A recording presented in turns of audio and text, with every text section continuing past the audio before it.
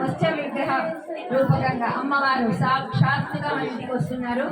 ఎందుకంటే ఈ కార్యక్రమాలు ఇంటింటా వాసవాంబ కార్యక్రమం అన్ని ఊళ్ళలో జరుగుతుంది, చేస్తున్నారు. కానీ ఎక్కడా కూడా అమ్మవారి దేవాలయం నుంచి మత్స్య విగ్రహం రావడం అనేది మన ఒక కర్నూలులో మాత్రమే, ఎక్కడా లేదు. అన్ని దగ్గర కూడా ఫొటోస్ తీసుకొని వస్తున్నారు, తర్వాత కనీసం పెట్టుకొని పూజ చేస్తున్నారు, అన్ని చేస్తున్నారు.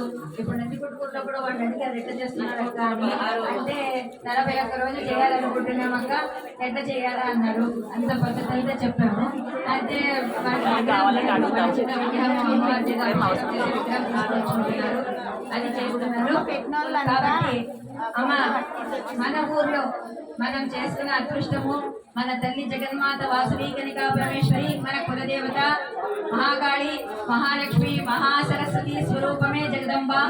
ఎందుకంటే మనము ఏదన్నా కోరుకోవాలంటే, సౌభాగ్యం కావాలంటే పార్వతీదేవిని కోరుకోవాలి, ధనం కావాలంటే లక్ష్మీదేవిని కోరుకోవాలి, విద్యా బుద్ధులు జ్ఞానము కావాలంటే సరస్వతీదేవిని కోరుకోవాలి. అటువంటి ముగ్గురమ్మల మూలపడమే మన వాసవాంబ, ఆది పరాశక్తి యొక్క అంశయే వాసవి కనికా పరమేశ్వరి. అటువంటి మహాతల్లిని పూజిస్తే ఈ ముగ్గురమ్మని కూడా మనం పూజించినట్లే. మన వైశ్యులు ఒకటే కాదు, అందరికీ దేవత ఆమె. ఎందుకంటే క్షత్రియుడు రాముడు క్షత్రియుడైతే క్షత్రియులు ఒకటే పూజించరు, అందరూ పూజిస్తాం. కృష్ణుడు యాదవులు ఒకటే పూజిస్తామా? అందరూ పూజిస్తాం. అమ్మవారి వైశ్యకులంలో మన అదృష్టం కొద్ది మనము ఆ తల్లి కులంలో జన్మించినాము, మనం చాలా అదృష్టవంతులము.